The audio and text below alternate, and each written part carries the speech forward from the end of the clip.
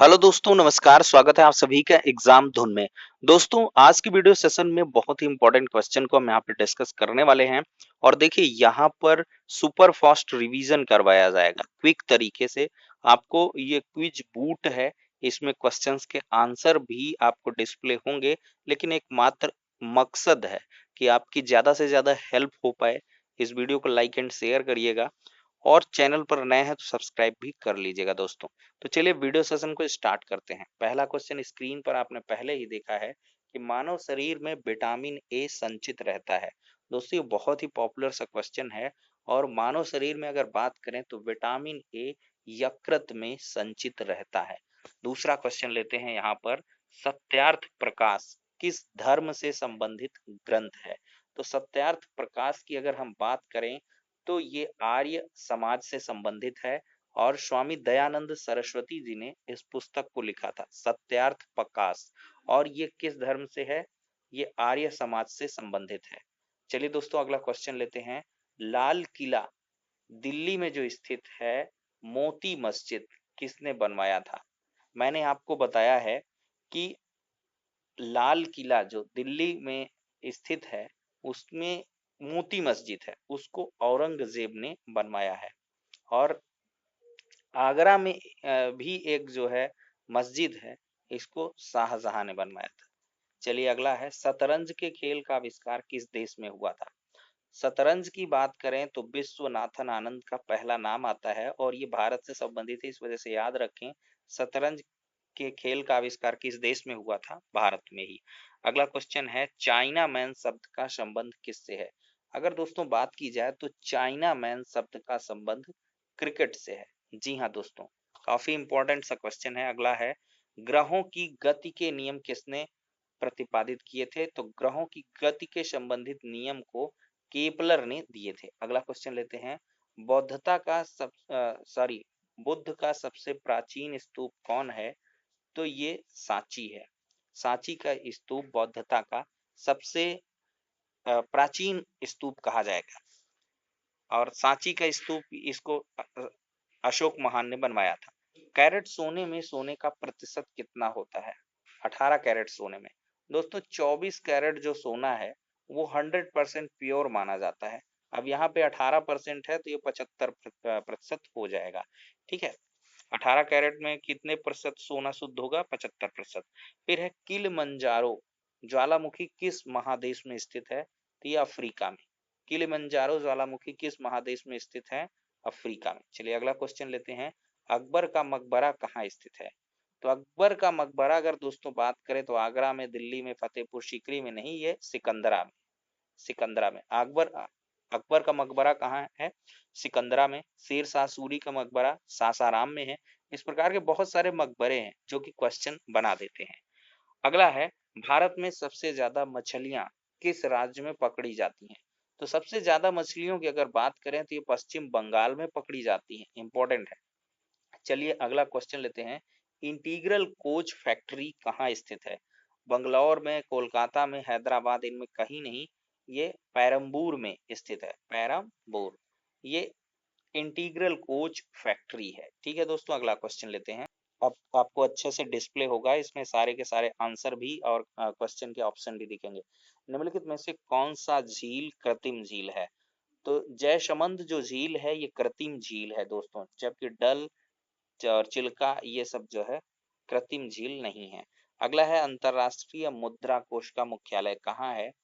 तो IMF, अंतरराष्ट्रीय मुद्रा कोष, इसका मुख्यालय वाशिंगटन में है। वाशिंगटन में। फिर है, लोकसभा की सदस्यता के लिए उम्मीदवार की आयु कम से कम कितने वर्ष होनी चाहिए? तो 25 वर्ष होनी चाहिए। और मैंने आपको बताया था एक बार कि 25 वर्ष की अगर आपने एज प्राप्त कर ली है तो आप फेंकू बन सकते हैं। ये लोकसभा की सदस्यता के लिए उम्मीदवार की आयु कम से कम है 25 साल। फिर है, मेहर प्रथा का प्रचलन है, ये मुसलमानों में इस प्रथा का प्रचलन है दोस्तों। अगला क्वेश्चन लेते हैं। दादा साहब फाल्के पुरस्कार की प्रथम विजेता, ये दोस्तों फिल्म के क्षेत्र में दिया जाता है। और देविका रानी, ये दादा साहब फाल्के पुरस्कार विजेता पहली किरदार है। ठीक है, देविका रानी। अगला क्वेश्चन है, लूना नदी मुख्यतः किस राज्य में बहती है? तो अगर मैं बात करूं दोस्तों, तो लूना नदी आपकी राजस्थान में बहती है। कहाँ पे बहती है मुख्यतः? ये राजस्थान में। अगला क्वेश्चन है, भारत में सबसे कम जनसंख्या घनत्व वाला राज्य कौन सा है? तो दोस्तों भारत में सबसे कम जनसंख्या घनत्व वाला राज्य अरुणाचल प्रदेश है। जी हाँ दोस्तों, अरुणाचल प्रदेश सबसे कम जनसंख्या घनत्व कहाँ का है? अरुणाचल प्रदेश का। अगला है, गांधी जी ने सर्वप्रथम भारत में सत्याग्रह का प्रयोग किया था। चंपारण में मैंने आपको बहुत बार डिस्कस करके बताया है, प्रथम जो सत्याग्रह है वो गांधी जी का चंपारण से शुरू हुआ था, नील खेती के विद्रोह में। और ये अगला है, निम्नलिखित में से भारत रत्न की उपाधि से किसे सम्मानित नहीं किया गया? तो दोस्तों इंदिरा गांधी, विनोबा भावे, मदर टेरेसा, इन सबको भारत रत्न से सम्मानित किया गया, जबकि राज कपूर को यहाँ पर नहीं किया गया, और ये खेद की बात है। अगला क्वेश्चन है, पिट्स इंडिया एक्ट किस वर्ष में पारित हुआ था? 1784 ईस्वी में। जी हाँ दोस्तों, पिट्स इंडिया एक्ट 1784 ईस्वी में पारित हुआ था। अगला है, गुलाबी क्रांति का संबंध किससे है? तो गुलाबी क्रांति आपके झींगा उत्पादन से संबंधित है। गुलाबी क्रांति किससे है? झींगा उत्पादन से। अगला है, डीसीएम ट्रॉफी का संबंध दोस्तों इसका फुटबॉल से है।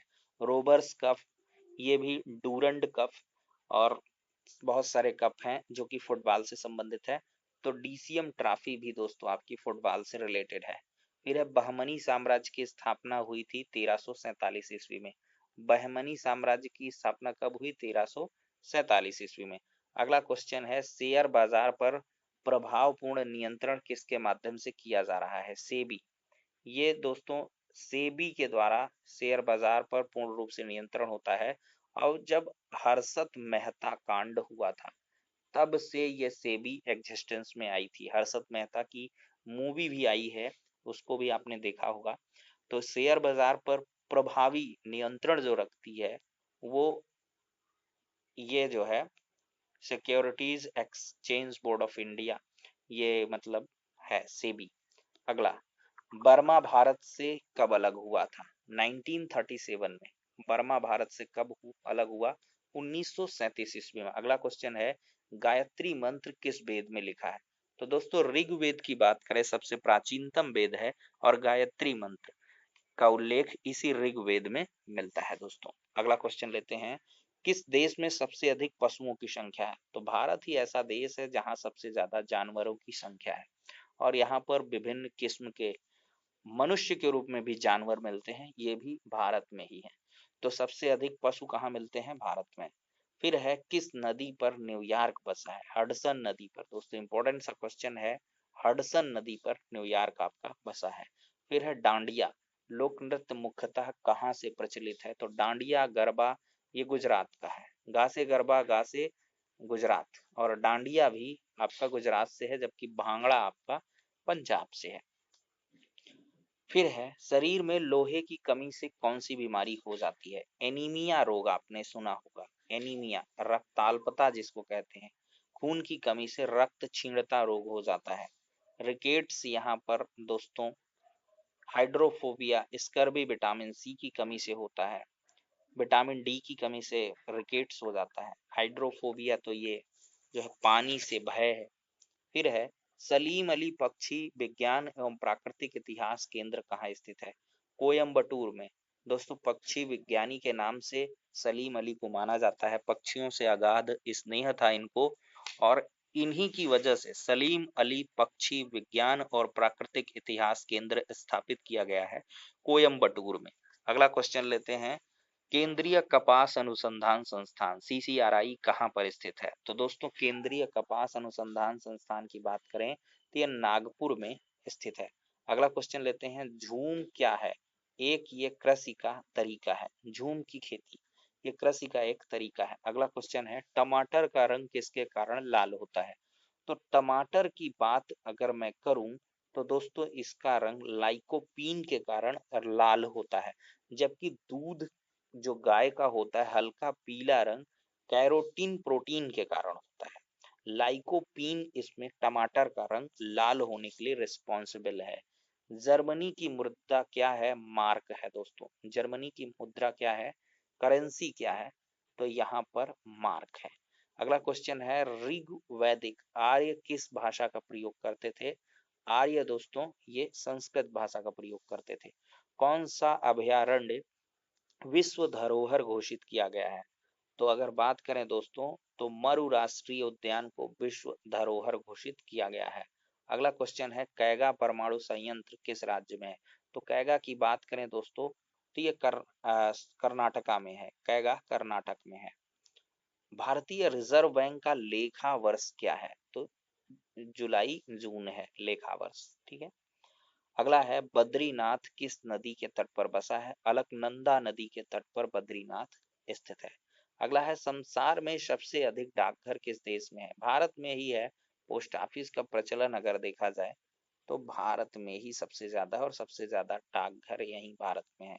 अगला है हीरे के खनिजीय बनावट इनमें से कौन सा है? तो हीरे का एलोट्रॉप, कार्बन का एलोट्रॉप क्या है? हीरा है दोस्तों।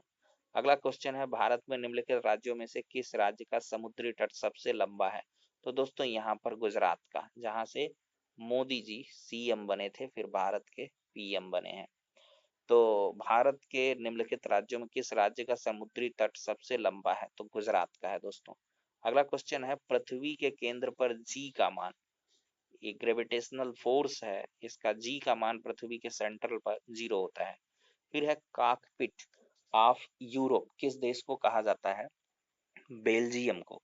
कॉकपिट ऑफ यूरोप ये बेल्जियम को कहा जाता है। अगला क्वेश्चन देते हैं न्यूट्रॉन की खोज किसने की थी? चैडविक ने। और यहाँ पर अगर प्रोटॉन की खोज की बात करें तो रदरफोर्ड है। और यहाँ पर अगर इलेक्ट्रॉन की खोज की बात करें तो जे टॉमसन है। ईंट पर नाचो मैंने आपको एक बार ट्रिक बताई थी। फिर निम्नलिखित में से कौन सी धातु बिजली की सबसे अधिक सुचालक है? दोस्तों यहाँ पर बिजली की सबसे अधिक सुचालकता की बात करें तो चांदी है। अगला क्वेश्चन है रक्त का पीएच 7.4 होता है। मोस्ट इंपोर्टेंट क्वेश्चन, कई बार कंपटीशन में पूछा गया है। फिर है दूध किसका उदाहरण है? तो दूध दोस्तों इमल्सन का उदाहरण है। इमल्सन, जी हाँ दोस्तों ये पायस का एक उदाहरण है दूध। फिर है लागोस किस देश की राजधानी? तो लागोस दोस्तों यहाँ पर नाइजीरिया की राजधानी है। अगला क्वेश्चन देखते हैं बीजक का रचयिता कौन है? तो बीजक के रचयिता कबीरदास हैं। दोस्तों इसमें सदुक्कड़ी भाषा का प्रयोग किया गया है और ये बीजक इनके जो अनुयायी थे वही लोग इसका संग्रहण कर लेते थे। साखी शबद रमैनी इन तीनों का संग्रहित रूप है बीजक और इसके रचयिता माने जाएंगे कबीरदास ही। चलिए केरल की राजकीय भाषा क्या है दोस्तों? तो ये मलयालम है। केरल की क्या है? मलयालम। चलिए अगला क्वेश्चन लेते हैं एयरफोर्स एडमिनिस्ट्रेटिव कॉलेज कहाँ पर स्थित है? तो एयरफोर्स एडमिनिस्ट्रेटिव कॉलेज आपका कोयम्बटूर में स्थित है। एक बार फिर से क्वेश्चन देखेंगे भारी जल जिसका रासायनिक सूत्र D2O है तो ये एक मंदक का कार्य करता है। ठीक है। कंप्यूटर आंकड़ों में गलती को किस नाम से जानते हैं? बग। कंप्यूटर में अगर मिस्टेक है किसी आंकड़ों में तो इसको कहेंगे बग है। ठीक है। भारतीय रिजर्व बैंक क्या है? एक सेंट्रलाइज्ड बैंक है, केंद्रीय बैंक है सॉरी। दोस्तों यहाँ हमने देखा बहुत ही इंपॉर्टेंट क्वेश्चन, आपको समझ में आ गया होगा कि कितने बेहतरीन क्वेश्चन थे और कहीं ना कहीं किसी न किसी परीक्षा में अवश्य पूछे गए हैं। तो क्वेश्चन बहुत कुछ इजी भी रहे हैं, कुछ मॉडरेट रहे हैं और कुछ ऐसे क्वेश्चन होंगे जो आपको नहीं मालूम रहे होंगे। तो बस ऐसे ही कारवां चलता रहेगा। विद इन 15 मिनट हमने यहाँ पे बहुत ही इंपॉर्टेंट क्वेश्चन डिस्कस कर लिए हैं। चलिए दोस्तों नेक्स्ट वीडियो मिलते हैं, तब तक के लिए शुक्रिया, धन्यवाद।